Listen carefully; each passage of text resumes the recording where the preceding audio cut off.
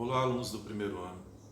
Bem, pessoal, nós vimos nas aulas anteriores cinemática. Cinemática é a parte da física que estuda os movimentos, ou seja, quais são as características de um movimento. Eu posso dizer que sua trajetória é retilínea ou circular. Eu posso informar se sua velocidade é constante ou se ela muda. Nesse caso, o movimento é variável. Então, eu descrevo os movimentos. Mas a cinemática, ela não trata do que causa os movimentos. Isso aqui cabe à dinâmica. Bom, a dinâmica, né, ela está associada, né, ao que provoca uma mudança de velocidade em um corpo, ou seja, uma alteração do seu movimento. Então, se um corpo está parado, né, e ele entra em movimento, ou seja, se sua velocidade muda, existe uma aceleração. E o que é que provoca uma aceleração em um corpo? Qual é o agente? Nós temos uma força. Então, toda vez, né, que um corpo mudar sua velocidade aumenta, sua velocidade diminui. Qual é o agente? O que é que está atuando sobre esse corpo? Uma força. Bom, então nós vimos agora que o que, nesse caso, modifica, né, a velocidade de um corpo é uma força. Então, essa mudança no movimento de um corpo, né, que a dinâmica, nesse caso, vai estudar, né, ela se apoia em três leis principais, que são as três leis de Newton. Né?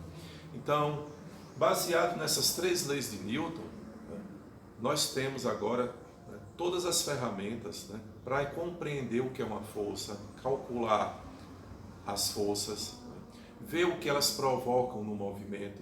Então, vamos lá. Quais são as leis de Newton? A primeira lei de Newton é algo que nós vemos no nosso dia a dia, né? É a lei da inércia.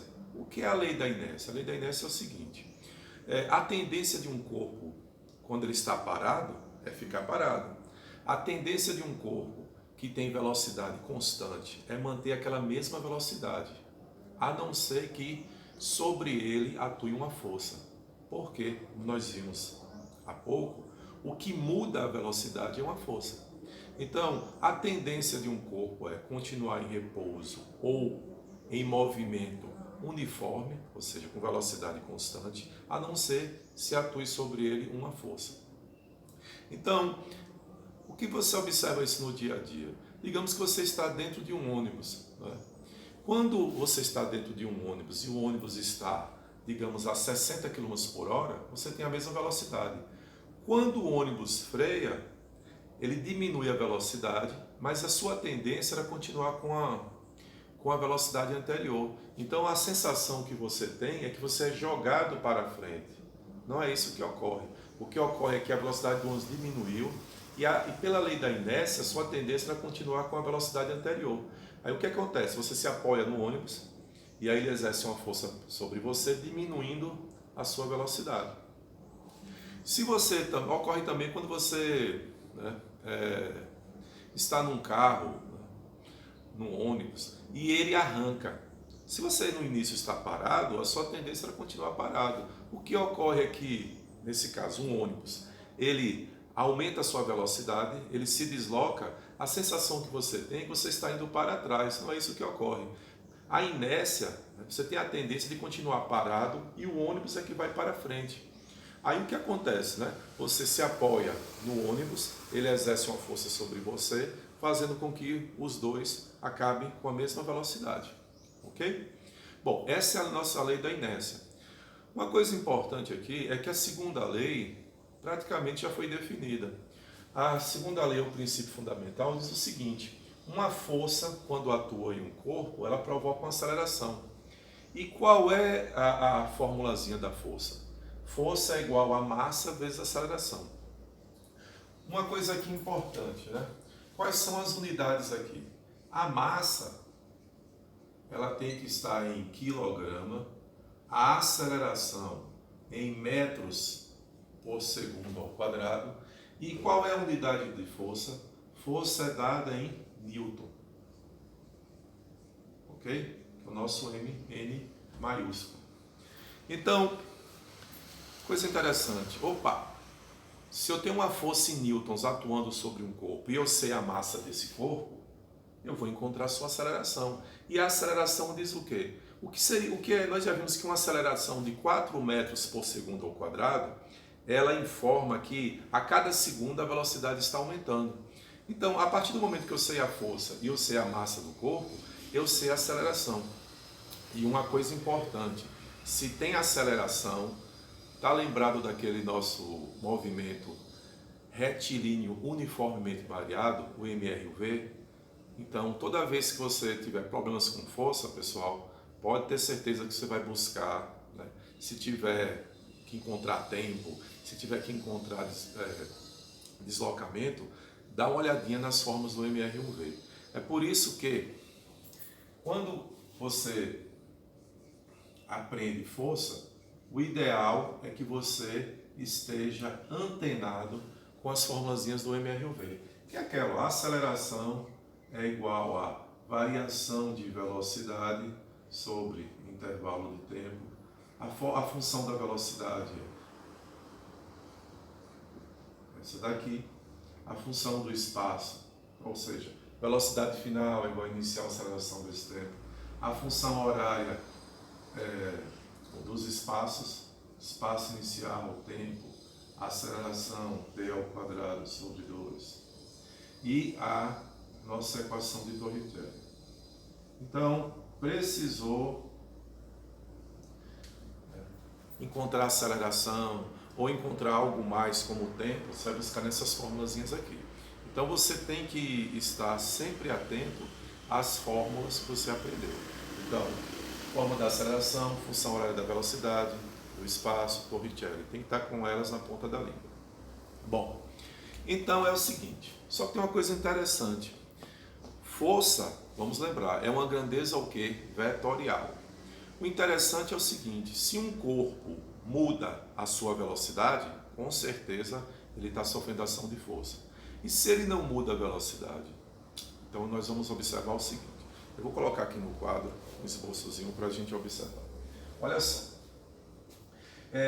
imagina que nesse caso um corpo ele sofre ação de várias forças, F1, F2, F3.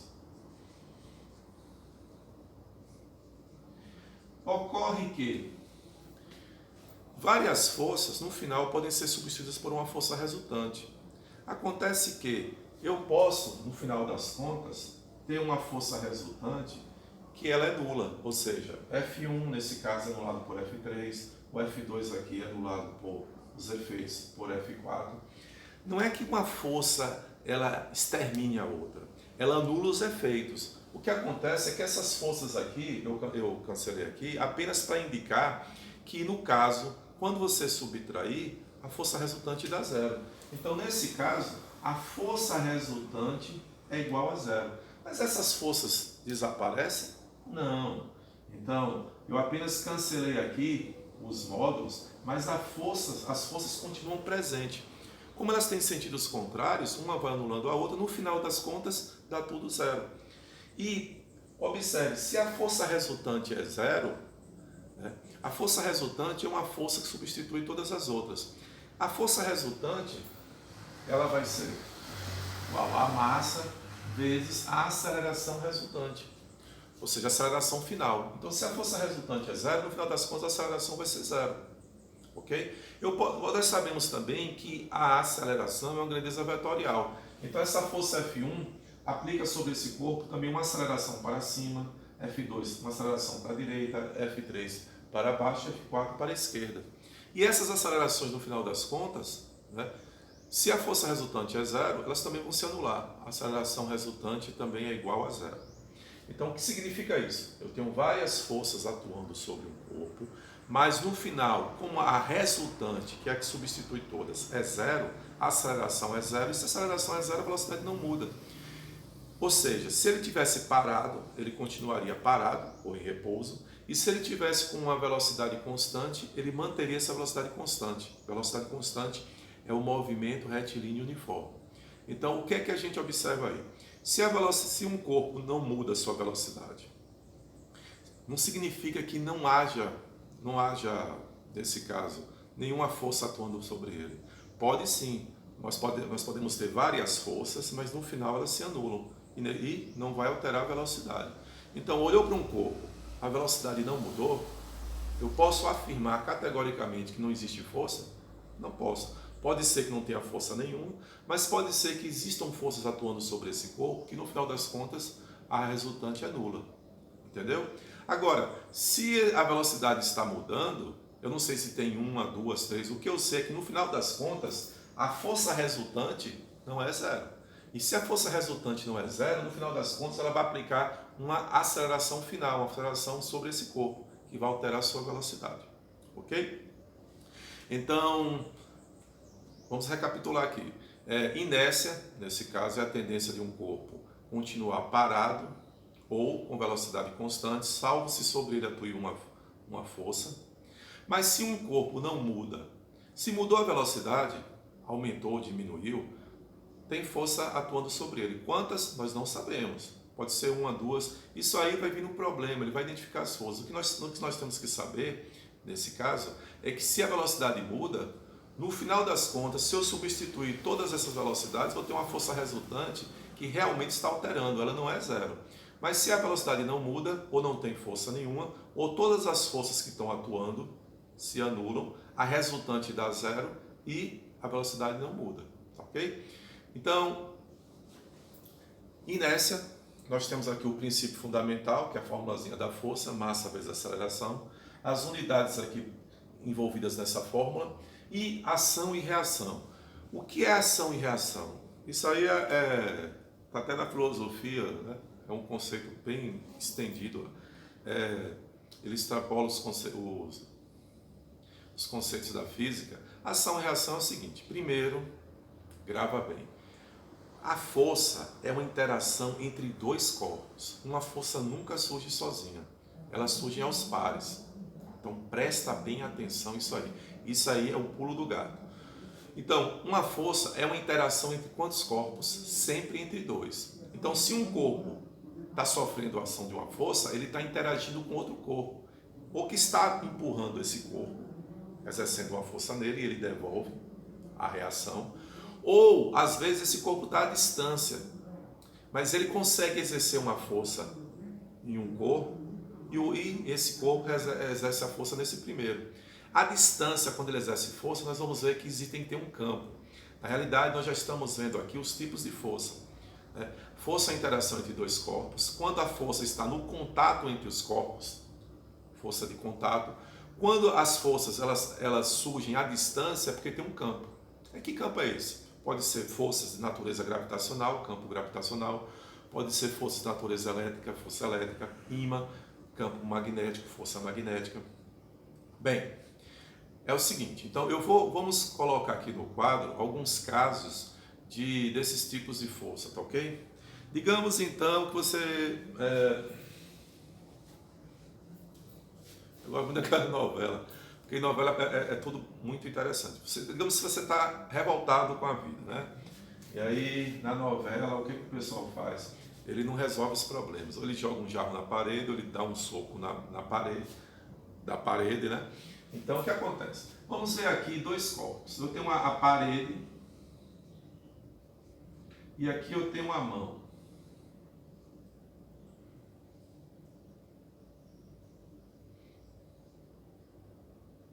Ok? Aqui eu tenho a mão.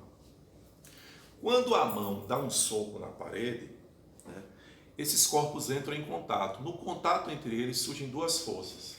Aqui eu tenho uma força da mão na parede e aqui eu tenho uma... Só que a parede, digamos, ela não deixa barato. A força é sempre a interação entre quantos corpos? Dois corpos. Então, se um corpo exerce ação no outro, então se a mão exerce uma força na parede, a parede devolve uma reação na mão. Então aqui, se a força na mão na parede, digamos, for uma força de 12 newtons, surge a interação entre esses dois corpos. Então, força da mão na parede e força da parede na mão, que também é de 12 newtons. Uma coisa importante é que não importa o tamanho dos corpos. Um corpo muito grande e um corpo muito pequeno. Se esse corpo exerce uma força de 5 newtons no pequeno, o pequeno também exerce uma força de 5 newtons no corpo grande. Então não importa as dimensões, né? As forças que um exerce no outro têm valores iguais. Então o que é que acontece aqui? Grava bem, força não surge sozinha. Ela surge da interação entre quantos corpos? Dois. Aqui é uma típica força de contato, em que um corpo empurra o outro. Então, no contato, naquele ponto de contato, você tem duas forças. Você pode até desenhar. Força, nesse caso, da mão na parede e força da parede na mão. Tem o mesmo módulo, a mesma direção, só muda o sentido. Então, grava bem. Força de ação e reação tem o mesmo valor, a mesma direção, só muda o quê? O sentido. Tá ok? E essa tal força de contato? Olha só. Eu tenho esse marcador aqui, tá bom? Ele está parado. Se eu solto, ele não continua parado. Ele não continua com velocidade zero. Ele começa a cair, ou seja, ele entra em movimento e sua velocidade começa a aumentar. Então, se a velocidade dele mudou, existe uma força. Mas quando eu solto aqui, minha mão não está mais em contato com esse marcador. Mas ele entra em movimento. Né? Então esse marcador está interagindo com outro corpo que não é minha mão, que faz com que ele caia. Que corpo é esse? Esse corpo é o planeta Terra. Ocorre o seguinte, que, vamos dar uma olhadinha aqui no esboçozinho, desenho do nosso planeta. Esse é o planeta Terra. Tá bom? Aqui está Jacobino. O que é que acontece? Em torno do planeta Terra existe um campo chamado campo gravitacional. Esse campo gravitacional é devido a uma propriedade da matéria. A matéria atrai a matéria, tá ok? Mas nós temos 4 tipos de força na natureza. A força gravitacional é a mais fraca de todas. Se a matéria atrai a matéria, por que esse pano não atrai esse marcador? Na realidade, é porque para que essa força tenha realmente efeito, a massa de pelo menos um corpo deve ser gigantesca, como no caso do planeta. Corpos muito pequenos, essa força gravitacional é tão pequena, nesse caso, que seus efeitos são nulos. Então, o que ocorre? Aqui eu tenho um planeta Terra. Se eu tenho um corpo próximo a esse planeta, o que acontece? Aqui eu tenho um planeta Terra e aqui eu tenho um corpo. O que ocorre é que campo gravitacional elétrico é o lugar onde surgem as forças de campo. Então, qual é a característica da força gravitacional? É que a matéria atrai a matéria. Então, o que acontece? No caso, eu tenho aqui a força. Essa força é a Terra atraindo o corpo e essa força é o corpo atraindo a Terra. Ok? Então, a interação entre esses dois corpos não é a interação em que eles estejam em contato, é a interação à distância porque existe um campo, e o campo é aquela região onde surgem essas forças de campo, ok? Devido a alguma propriedade, no caso da matéria, no caso da força elétrica, nós vamos ver que é devido às cargas elétricas, mas forças de campo, elas atuam à distância, mas localize, e é bom você saber, quais são os corpos que estão atuando um no outro, ok? Bom, o que acontece aqui? Uma perguntinha interessante. Digamos que a força aqui, digamos que esse corpo, nós sabemos que força é igual a massa vezes aceleração. Digamos que esse corpo ele tenha 3 quilos e a aceleração, nesse caso, lembra que um corpo em queda livre, qual é a aceleração dele? Nós vimos isso em movimento vertical. Ele aumenta a cada 10. Então essa aceleração que tem um nome, uma representação especial, que eu represento pela letra G, nesse caso eu posso colocar assim, ó, M vezes G. E essa força com que a Terra atrai o corpo, nós vamos ver daqui a pouco, mas eu já vou colocar aqui, é uma força especial. Ela tem uma letra própria, indicada pela letra P de peso. Então o peso, que é a força com que a Terra atrai esse corpo, seria 3 vezes G, que é 10. Então a força seria de 30 newtons. Ocorre o seguinte, se a Terra atrai esse corpo com uma força de 30 newtons, foi que eu disse anteriormente, não importa o tamanho do outro corpo, as forças de ação e reação têm mesmo valor. Então, se aqui é 30, se a Terra atrai o corpo com 30, o corpo também atrai a Terra com quanto? Com 30. Mas aí tem uma pergunta que eu não sei se você já passou aí pela sua mente, que é o seguinte: então, professor, é o seguinte, se o corpo atrai a Terra, a Terra atrai o corpo, por que é o corpo que vai em direção à Terra? Pelo seguinte, lembra aqui, essa força da Terra que atua sobre o corpo, que age sobre o corpo, ela é calculada com a massa do corpo. E a força sobre a Terra é calculada com a massa da Terra. No final, nesse caso, elas têm o mesmo valor, que é 12. Só que a massa do corpo são 3 quilogramas, tá bom? E aí o que aconteceu? E a aceleração é quanto? 10. E aqui eu coloquei um G, mas não vai ser... G é a força com que o corpo atrai a aceleração, G é a aceleração com que o corpo, nesse caso, vai em direção à Terra. Ou seja, a cada segundo a velocidade cresce de 10 em 10. Mas aqui não é um G. Sabe por quê? Porque a massa da Terra é muito grande. Veja que nessa continha, ao multiplicar a massa do corpo pela aceleração, tem que dar 10. E a massa da Terra por essa aceleração tem que dar 10. Só que a massa da Terra não são só 3 kg. Aliás, a massa da Terra, elas são 6 heptalhões, ou seja, praticamente é 5,97. É 6 vezes 10 elevado a 24 kg. É uma massa gigantesca. Então, se eu aumentei a massa, essa aceleração, para que o produto continue 12, ela diminui para compensar. Só que ela diminui tanto, então esse aqui, a aceleração, nesse caso não é mais 10, porque a massa do corpo aumentou e a aceleração o quê? Diminuiu. A aceleração é tão pequena, mas tão pequena, que praticamente ela anula seus efeitos, a Terra não sai do lugar. Então é por isso, e muitos dizem assim, a massa é a medida da inércia, está certo. Porque quanto maior a massa, né, a aceleração da força sobre o outro corpo diminui. Então, o que acontece? Então, se a força é a interação entre dois corpos, aquele que tem massa maior tem uma aceleração menor, ou seja, a velocidade dele, nesse caso, vai aumentar menos. E uma massa muito grande, a aceleração vai diminuindo. Ocorre que se a massa for gigantesca como a Terra, a aceleração perde seus efeitos, ela não sai do lugar. Ok? Uma coisa importante, então, é o conhecimento disso, tá bom?